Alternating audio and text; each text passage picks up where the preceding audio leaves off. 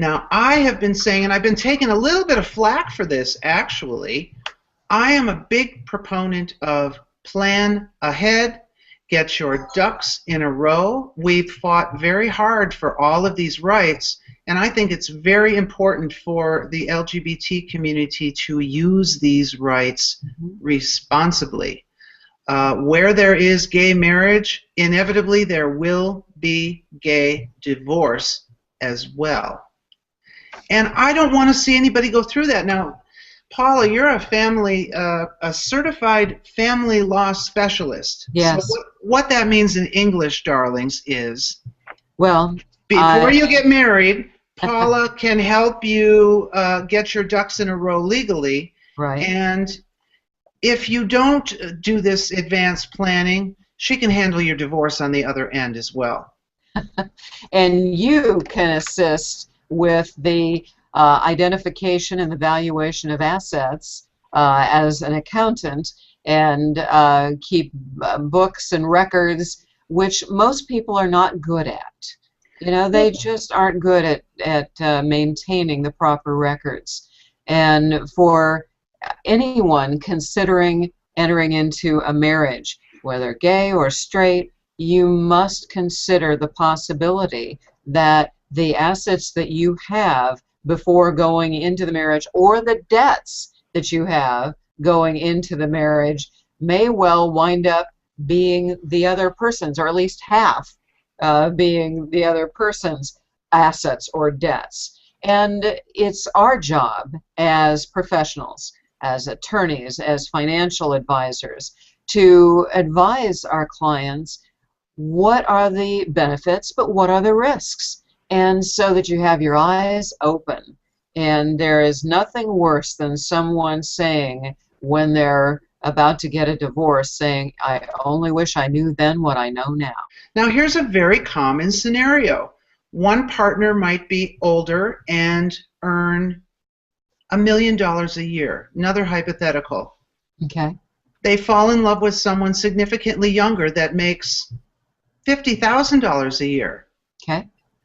Now, when you marry somebody, well, up until, you know, all these rights that we've gotten, you date, you maybe move in together, okay, fine, it doesn't work out, you say goodbye, you pack your bag, you change the locks, and you're done. Yes. Well, it doesn't work that way when you're actually married. And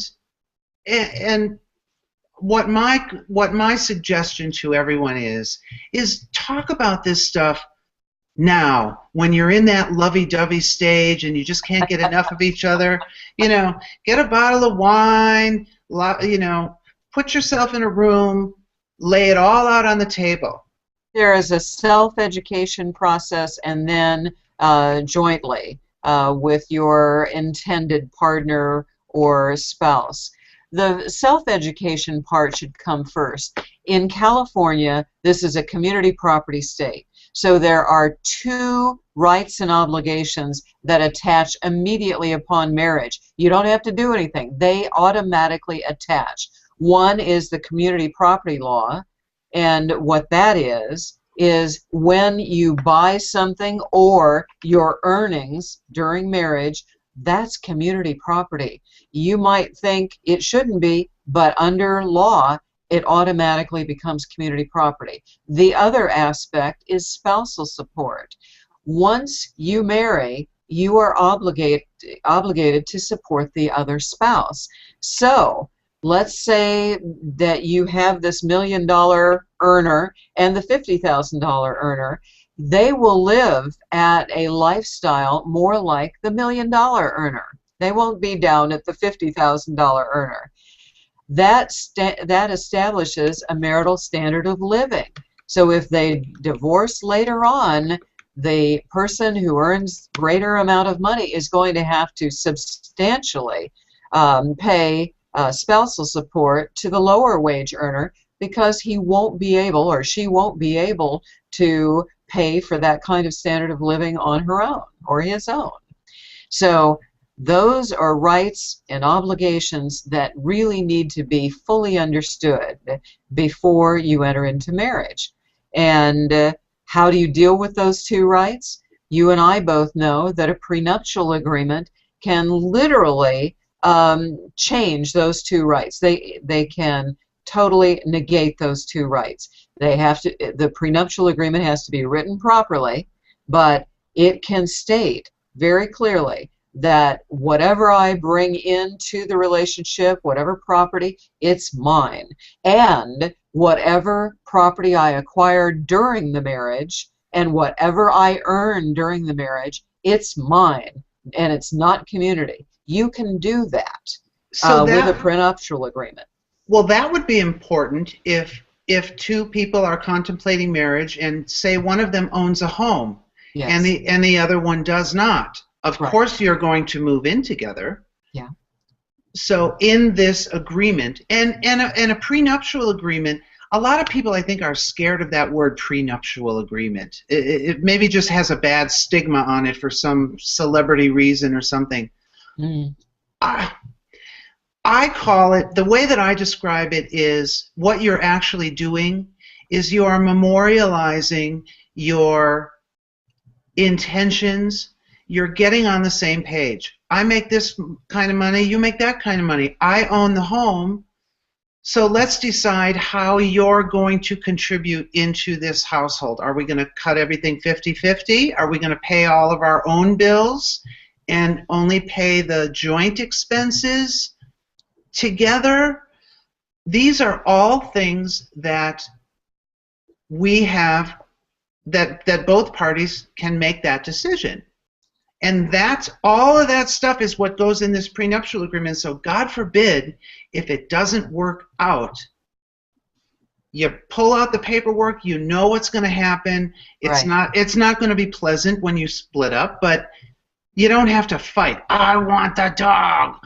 I want that piece of, china. That's mine. Yes. You're not going to have any of that on the back end.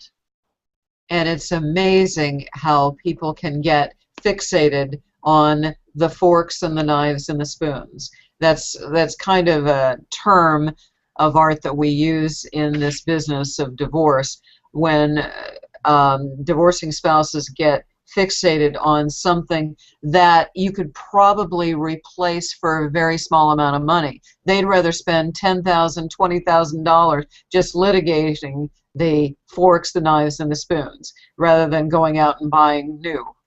And let me tell you this from a financial aspect, darlings. Consulting with a good accountant, how many times have I said this? There are two or three things that everybody needs to do. And in the context of same-sex marriage, you need a good attorney and a good accountant. Yes. First and foremost. And, I mean, do you really want to be... A consultation up front with Paula, I'm going to venture to say, is going to be a lot less expensive than hiring her on the back end when you're trying to keep the other half of your house that you're going to have to be paying to your soon-to-be ex. There's no question. In this day and age, it can easily... I actually represent same-sex couples at my Beverly Hills CPA firm, which is NSBN LLP. And I've represented a number of same-sex couples in the past. Some have just been two people living together. Obviously, we don't have all the marriage stuff, but there's different ways that you can configure how you run the household financially also. Now, in my profession, there's no emotion at all in my profession. Absolutely none. The numbers add up. It's black and white. There's no X's and Y's, and it is what it is. Yeah. So, and that's really good for me because I don't have to take sides.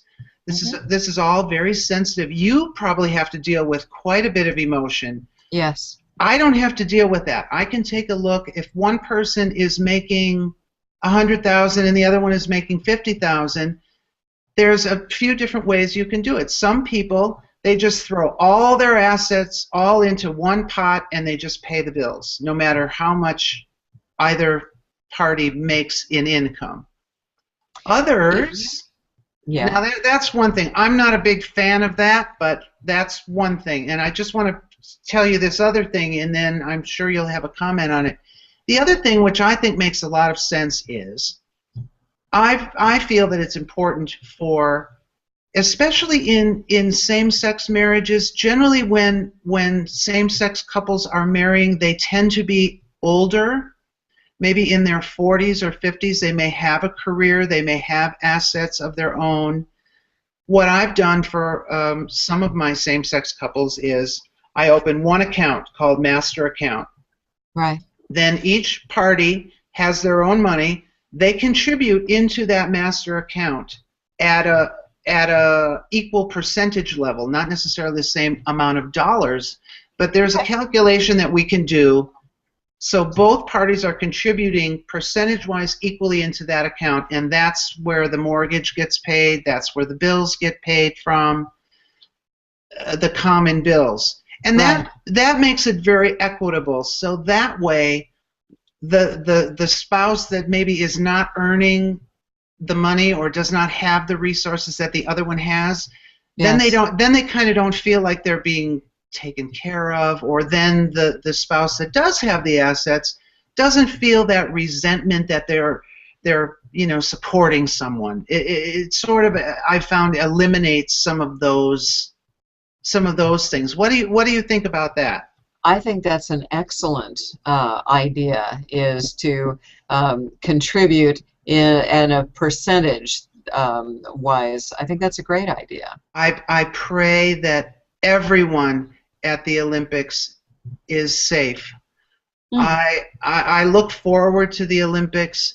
It is the epitome of a worldwide sport, fairness.